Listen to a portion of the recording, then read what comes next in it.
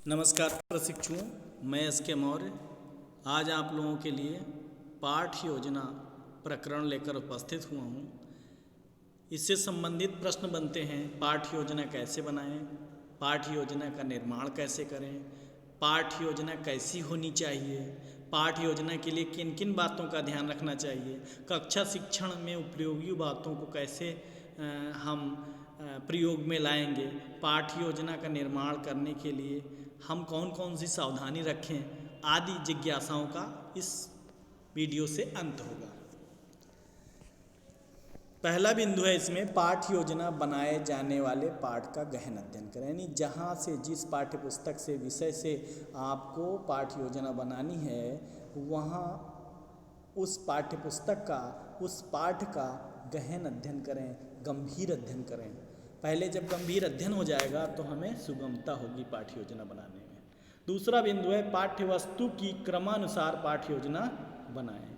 कई बार होता है कि बालक पाठ्य वस्तु में कोई भी कंटेंट ले लेते हैं, जहाँ जहाँ ईजी होता है वहाँ प्रकरण ले लेते हैं और उसको बना लेते हैं, कुछ बीच बीच के भागों को छोड़ देते हैं। इसीलिए इस बात का ध्यान रखना है हमें कि पाठ्य वस्तु की क्रमानुसार पाठ्य योजना बनाएं, जिससे कि कोई भी प्रकरण पाठ जटिल या सरल छूटने न पाए। तीसरी बात हमें ध्यान रखनी है, प्रकरण निकालने के लिए प्रस्तावनात्मक प्रश्न करें। प्रकरण निकालने के लिए सबसे महत्वपूर्ण बात है कि प्रस्तावनात्मक प्रश्न। प्रस्तावनात्मक प्रश्न के लिए हम कई बातों को ध्यान में रखते हैं। शिक्षण सूत्रों का ध्यान रखते हैं, शिक्षण सिद्धांतों का ध्यान रखते हैं। तो शिक्षण सूत्र इसमें है, सरल से कठिन की ओर हमें चलना है, स्थूल से सूक्ष्म की ओर चलना है, पूर्व ज्ञान से नवीन ज्ञान की ओर चलना है। इन बिंदुओं का हमें ध्यान रखना है। अब अगला बिंदु है प्रस्तावनात्मक प्रश्न। यही बात हमने बताई कि सरल से कठिन की ओर हो। इसी क्रम में समस्यात्मक प्रश्न करें, उसी में आगे बढ़ें, लास्ट में समस्या आ जाएगी और समस्यात्मक प्रश्न करें। उसके बाद छात्र उसको निरुत्तर कर दें, यानी सरल से हम शुरू करें और कठिनाई स्तर पर ला दें, और कठिनाई स्तर वह प्रश्न, वह बिंदु हो, वह प्रश्न हो जिसके द्वारा हम क्या करें कि जो प्रकरण हमें पढ़ाना है उस पर लाकर उसे रोक दें। जब छात्र निरुत्तर हो जाता है, छात्र को समस्या आ जाती है, छात्र गंभीर हो जाता है और छात्र आपकी बात को, आपके ज्ञान को लेने के लिए विवश हो जाता है या उन्मुख हो जाता है कह सकते हैं, तभी वह लेगा। यदि समस्या नहीं आती तो हम कोई कार्य नहीं करते हैं, ये मानव स्वभाव है। तो समस्यात्मक प्रश्न करें और छात्र को निरुत्तर करें। ध्यान रखें कि ये प्रश्न 3, 4 या अधिकतम 5 से अधिक न हो, तथा एक दूसरे से सारे प्रश्न जुड़े हों, संबद्ध हों, क्रमानुकूल हों, प्रकरण से भी संबंधित हों, पूर्व ज्ञान पर आधारित होकर के नवीन पाठ के क्रम कंटेंट में जुड़े। अगला है, जब छात्र निरुत्तर हो जाता है बस आपको वही प्रकरण पढ़ाना है। आप पहले डिसाइड कर लेते हैं किस प्रकरण को पढ़ाना है, फिर उसके बाद आप क्या करते हैं, छात्र से प्रश्न करते हुए सरल से कठिन की ओर उसको निरुत्तर करते हैं। निरुत्तर करने पर आपको पता है कि वही प्रकरण पढ़ाना है, तब आप क्या करते हैं, वही प्रकरण को श्यामपट पर लिख देते हैं। प्रकरण निकलते ही उसे श्यामपट पर लिख दें। अब उद्देश्य कथन करें तथा शिक्षण का प्रस्तुतिकरण प्रारंभ कर दें। उद्देश्य कथन में होता है, आइए बच्चों आज हम आप लोगों के लिए इस प्रकरण का अध्ययन करें, इस प्रकरण के विषय में सिखाएं, सीखें, करके देखें आदि। ये होता है उद्देश्य कथन। स्टेटमेंट होता है, एम स्टेटमेंट, ये टीचर करता है पढ़ाने से पहले। यदि हमें उद्देश्य नहीं पता है कि हम किस लिए क्यों क्या कर रहे हैं, तो हमें कार्य में रुचि नहीं लगेगा, मन नहीं लगेगा और कार्य करने का आनंद भी नहीं होगा। तो हमारे सामने जब उद्देश्य होता है तो हम उस काम को अच्छे ढंग से करते हैं। आवश्यकता अनुसार श्यामपट का प्रयोग करना है, यानी करें, और टीएलएम के उचित प्रयोग पर बल दें। टीचिंग लर्निंग मटेरियल जो है उसका हम उचित प्रयोग करें। आवश्यकता अनुसार चार्ट, मॉडल, प्रोजेक्टर आदि का भी प्रयोग करें, जिससे कि शिक्षण आपका प्रभावी बन सके। अगला बिंदु है हमारा 11। अब मूल्यांकन प्रश्न करें और गृह कार्य दें। अब मूल्यांकन प्रश्न माने जो आपने प्रस्तुतिकरण किया है, जो पढ़ाया है, उसको आप मूल्यांकन करें कि आपके शिक्षार्थी को उसमें से कितना आया। कुछ प्रश्न करेंगे और प्रश्न पढ़ाए गए पाठ से संबंधित होगा, उसी कठिनाई स्तर का होगा और अगले पाठ के लिए परिचय देने वाला होगा, जिससे कल भी पढ़ने में उसको रुचि लगे और उसी के अनुसार उसी पर आधारित गृह कार्य देंगे आप।